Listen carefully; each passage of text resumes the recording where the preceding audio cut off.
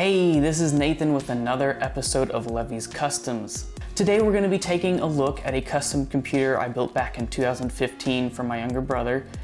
He gave me a budget, I picked out the parts, built it, set up the operating system, everything for him, and for the last 4 years he's been using it for 3D animation software like Blender, gaming on it of course, and he's been even running some major scale Dungeons and Dragons campaigns with it, using it for script writing and all that kind of stuff. So he's put it through its paces. Also, after I built the Purple Sabbath build, the first build for the channel I did, I went ahead and gave him that computer kind of as an upgrade, and in exchange he gave me this computer for me to share with you guys and to review and to mess around with. So let's go ahead and take a look at the specs. The CPU in this is the AMD FX 8350, which is has a base clock of 4 gigahertz and a boost clock of 4.2 gigahertz, 8 cores, 8 threads, but now it's considered a 4-core, 8-thread CPU. We'll take a look at that later. For the graphics card, we have an AMD Radeon R9 270, the 2GB version from Sapphire. For memory, we have a pair of 4GB Ripjaw X's in blue, DDR3, 1600 megahertz in dual channel. We also have a 650 watt Roseville ARC power supply with 80 plus bronze certification. And we also have a DVD Super Multi-Drive. That just means that it can read and write DVDs and CDs, I think plus and minus, but no one uses this anymore, so it's kind of obsolete. Originally he had a 1 terabyte Western Digital Blue hard drive, but before I got this computer, the hard drive, he was having issues with it anyways. He was trying to mess with it and he snapped the SATA connector on the hard drive, and he had to go through a whole thing of trying to recover that data. Anyways, that drive of course is no longer in existence, so I had put in a 128 gigabyte PNY SSD for the operating system and smaller programs, and then for all the games and data and stuff I popped in a different Western Digital Blue hard drive, 1 terabyte. So in 2015, this computer was pretty decent and would play a lot of games at at least high settings. So I gave up benchmarking this thing. I was just having too many issues, even with, I have this little Wi-Fi adapter, see that? And it works. I've tested it in other machines, but there's lots of issues with the USB on this motherboard.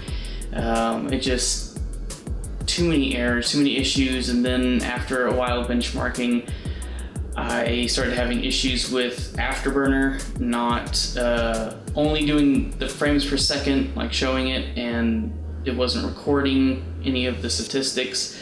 So we're just gonna go ahead and move it to a different case. Now, the case that I'm gonna go ahead and put all the guts into after I replace the motherboard is an old one of mine. I used to have my rig in this machine. Anyways,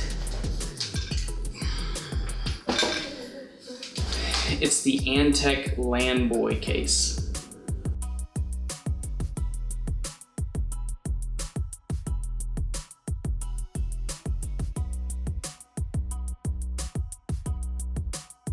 So I got this Landboy case about 6 years ago for $5 at a computer Goodwill store, but it's been sitting outside in storage for the last 2 years, so we're gonna have to clean this sucker up before we put anything inside of it. Alright, I'm gonna take this guy outside and air him out. I like to use this XPOWER air duster.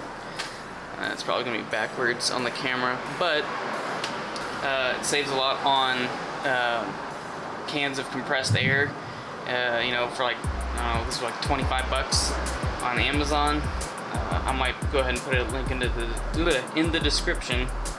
But yeah, so I'm gonna go ahead and open her up.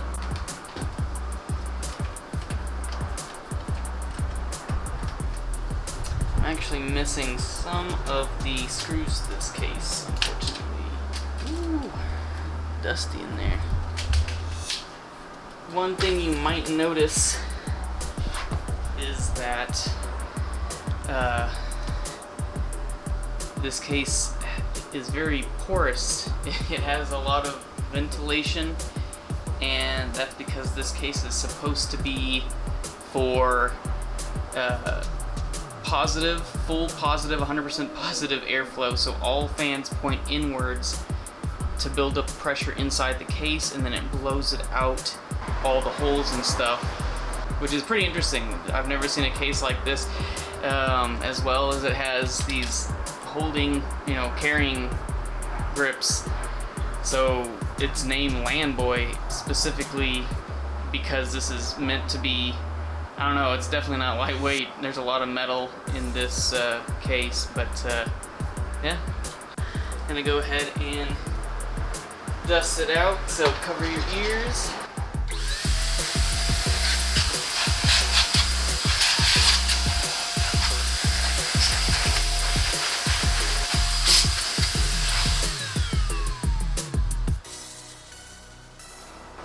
And so now I'm going to go ahead and wipe it down because there's still a lot of dust on it.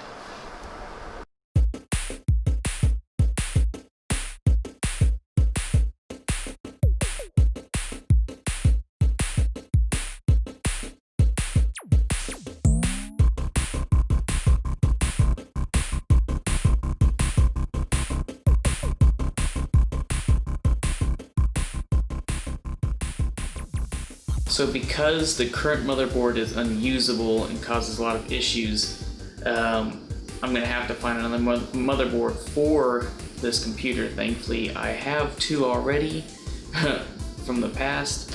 Sometimes it is good to hoard a little bit anyways. We have two options. We have the MSI 870G45.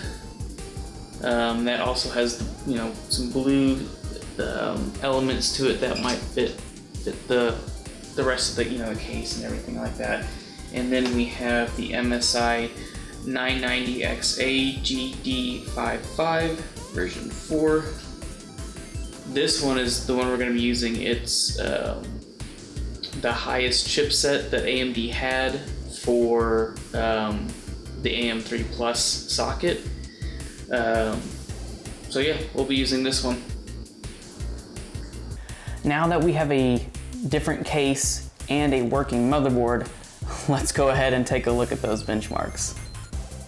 So all these benchmarks, of course, are going to be tested at 1080p for the resolution. That's pretty much how I test all of desktop computers, mainly because I don't have anything higher than 1080p. Eventually I might get like a 2K monitor, maybe a 4K, but at this point I don't really care too much about higher resolutions. So anyways, let's get on with the first game. First up, we have Counter-Strike Global Offensive on the high settings. And we're getting an average of 106 frames per second and a 1% low of 39.2 frames per second. This game ran very well, and I didn't notice many frame drops. Next up is Fall Guys on the highest settings. So one thing about this game is that even with VSync off, the game is limited to 60 frames per second. I did some research, and it seems like for now, that's just how the game works, but I'll humor you guys with the results anyways. We got an average of 59.1 frames per second, and a 1% low of 23.8 frames per second. This game was buttery smooth, and as you can see with the MSI Afterburner info, the GPU isn't working its hardest as it only has to crank out 60 frames a second.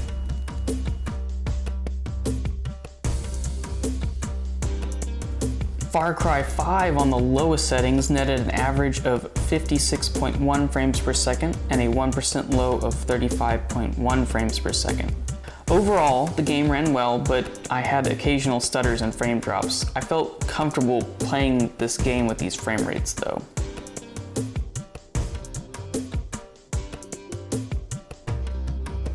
GTA 5 on all normal settings got an average of 50.2 frames per second and a 1% low of 31 frames per second. GTA ran relatively smooth and mostly stayed in the lower 50s and upper 40s.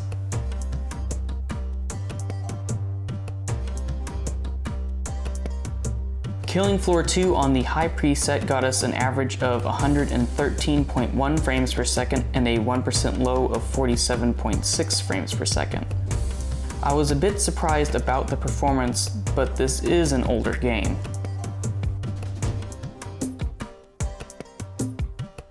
Next up is PUBG with the very low preset. It scored an average of 72 frames per second and a 1% low of 42.6 frames per second. The game ran alright, but I felt like there was a lot of stutter and frame drop.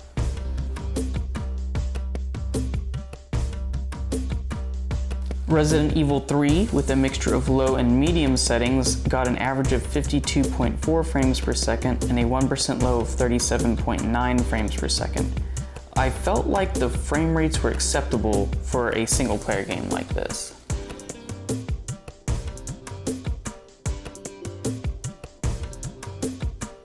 Shadow of the Tomb Raider on medium got us an average of 37.3 frames per second and a 1% low of 29.3 frames per second.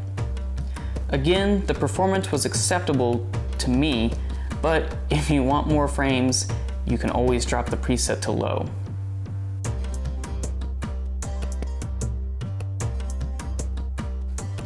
Rainbow Six Siege on the medium preset got an average of 81.5 frames per second and a 1% low of 52 frames per second. Siege ran very well, and I didn't really notice any major frame drops.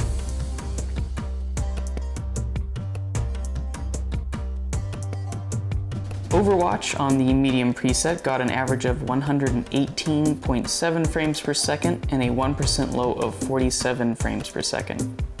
This game also ran smooth and I was very happy with the performance, although I did notice occasional frame drops. Metro Exodus on the medium preset got us an average of 37.2 frames per second and a 1% low of 15.5 frames per second. I would definitely turn down the settings to low as the gameplay was pretty choppy.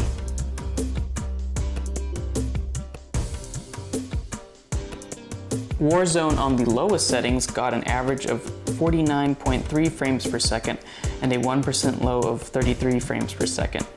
If you're okay with playing a multiplayer first-person shooter below 60 frames per second, then this would be acceptable. Fortnite on the medium preset got an average of 72.2 frames per second and a 1% low of 43.8 frames per second. This game ran well and was a smooth experience.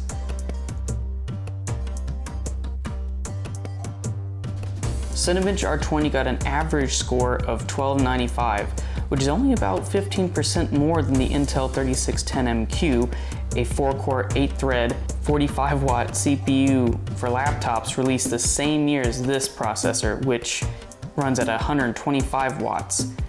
What this shows me is that the performance of AMD's top-of-the-line desktop processors were very weak and inefficient. It needed to have a 64% higher TDP just to get 15% better overall performance. Yikes. The Classroom Blender benchmark completed in 34 minutes and 57 seconds, which is in the top 95% regarding how long the benchmark took, so not a great score.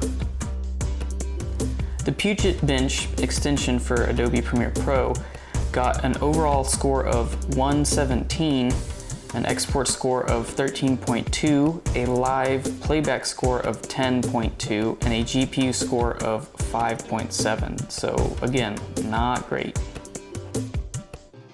So let's talk about this processor, the AMD FX 8350. Some of you may remember this, but back in 2019, which as of recording was about a year ago, there was a class action lawsuit filed against AMD because of processors that AMD made, like the 8350, and specifically this processor was brought up. So anyways, AMD eventually lost the lawsuit and had to pay out $12.1 million to customers who had specific products from their line, mostly the 8-core processors like the 8350. The reasoning behind this lawsuit was that these processors were not true 8-core processors. You see, the cores were lumped together, 2 cores per module, and each module shared a bunch of resources, which I guess regular cores don't.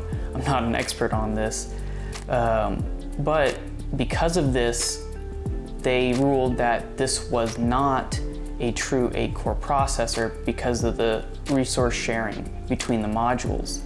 So the ruling was that this was actually a 4-core 8-thread CPU, kind of like Intel's CPUs at the time with hyper-threading. But because of this, the whole lawsuit was all about false advertisement. You're selling an 8-core processor, which is actually just a 4-core processor with 8 threads. So they got nailed on that one.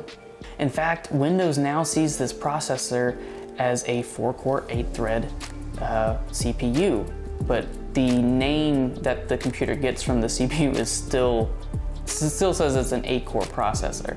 Even though this is an older computer with older parts, the processor coming from 2012 and the graphics card came out in 2013, it still runs most games at medium settings pretty well.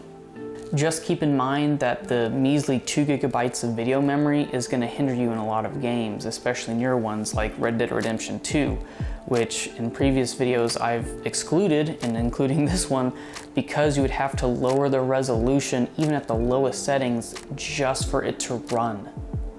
The processor hasn't aged very well either, but you might be able to get away with putting an NVIDIA 1660 in there, non-TI or Super model, without the processor bottlenecking it. Looking back, I probably should have built him an Intel system, but up until recently I was very unaware and unknowledgeable about enthusiast DIY computer stuff in general.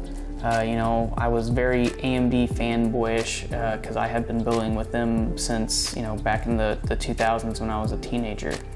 But in 2016, when I entered the IT market for my career, I started becoming a lot more interested and fascinated with the DIY enthusiast segment of the computer market. And so I started doing a lot more research about stuff. I started watching a lot more YouTube videos because to me, that was the best way to absorb knowledge. I guess what I'm trying to say is, with new hobbies or interests, we all start out not knowing very much. So don't beat yourself up if you don't know, everything about, PC building and all the parts and the specifications and stuff. There are definitely people who are very interested in that. To a degree I am, but it's all about the end result for me. So anyways, just keep trying, be open-minded, do research about the parts that you're buying. Don't stick to one particular brand or the other unless, like for me, in my case, I have witnessed certain brands be a lot more reliable than others, and so I tend to stick with those. Anyways, thank you for watching another episode of Levy's Customs. I hope you enjoyed this build. It's a little bit dated, but as we've already talked about. Anyways, let me know what you think about it in the comments. Also, if there's any feedback, don't be a dick, but let me know how I'm doing. Anyways, see you guys in the next one. Because to me, that was the best way to absorb knowledge.